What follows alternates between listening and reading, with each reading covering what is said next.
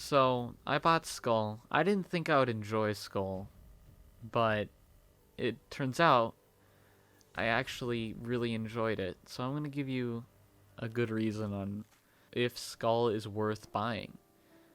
So, this is the first type of video where I'm just going to be talking about the game, what I really enjoyed about it, and sort of stuff like that. If you wish to subscribe for the channel and for me to cover other games, I can always do that. Now, Skull is a game where you're playing this skeleton, and essentially you have very basic abilities as the first sort of character, and that is your only character. But the thing that's very interesting is you get these other skulls that mutate your character into a stronger character. You can have up to 2 skulls at one time, so you can swap between those two. And there are many different types of skulls. Actually, there's quite a decent amount. And the uniques, legendary, and normal skulls are very interesting.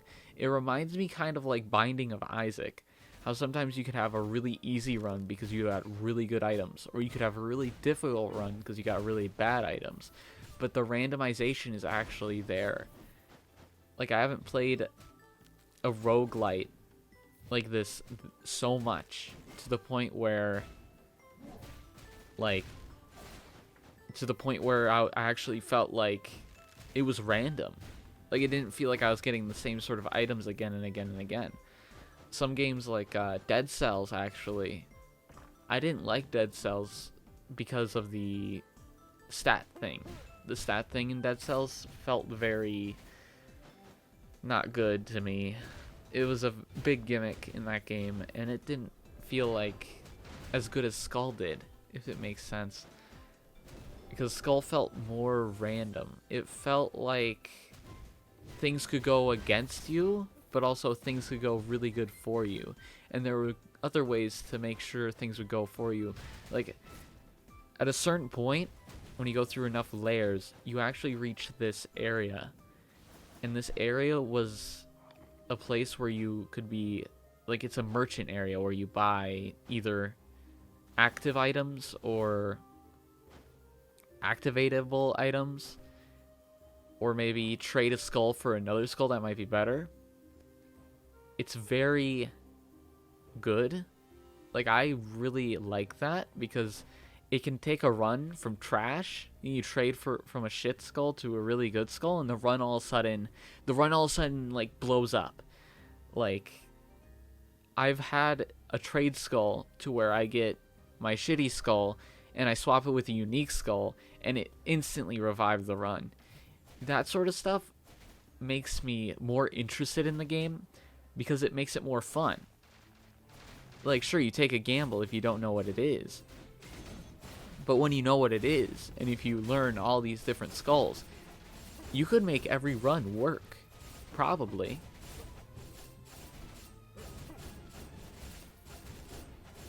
And another thing I want to cover is the upgrades. So when you kill enemies, you get these purple things. It's called, like, dark crystals or dark essence. When you get that, you can, after you die, you can actually use them to upgrade your character. So you can get more HP, more crit rate. I didn't look at everything on the list yet, but I'm going down the crit rate tree. And for that, there's a thing that makes speed characters do attack faster, like 10% faster, and move 10% faster. And it's very interesting. If you didn't know, there are 3 classifications for a skull. And I believe it's magic, strength, and speed. Speed is really fast, strength does a lot of damage, and magic does magical damage. And I find it very interesting. I think that might be all I have to really cover the game with. It goes on for quite a bit. I haven't actually beat it. I played only 2.7 hours, but from those 2.7 hours, I was enjoying it. for how much it felt weird, I was actually enjoying it. I usually don't start out enjoying these games that much. The thing I also like is the bosses. The bosses are interesting. So I only fought one of the bosses. The first boss was sort of like this big thing with its hands, and it would like hit the ground left and right. And you just have to dodge that, and then you just hit him in the head. And it was actually a really tough boss for the first boss. Now, the mini-bosses actually felt like real bosses. Mini-bosses are even more impressive to me because they have, like, sort of a rotation of attacks that you have to learn. And that really got me interested in it a lot more. Not just that, the art style. The art style of the game is beautiful, honestly. Probably one of the most beautiful art styles I've seen in a game in a long time. Honestly, you should probably give the game a shot. If your family's sharing with a friend or something, you could play it like that. Or anything else. The attacking actually feels very good.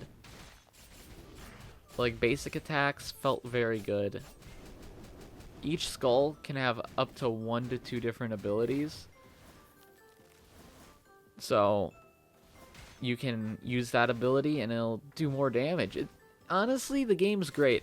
This isn't scripted, by the way. I best add that in. I can't read scripts, so I usually just try to go in on it, first try it, and if I get it, I get it. But if I don't get it, then I'll never get it, sort of thing. But yeah, hope you guys enjoyed. You can always subscribe. If you want me to ever cover any other games that I might be, well, into, please tell me. Skul is a really good roguelite. I'd say it's as good as Binding of Isaac. And if you haven't played Binding of Isaac, play it. That's a great game. I love that game so much. It's the first roguelite I've ever played, and it was amazing. I loved it. I played only the original one. I didn't play the Rebirth. Rebirth is nice, but I only played the original one. But yeah, see you guys next time.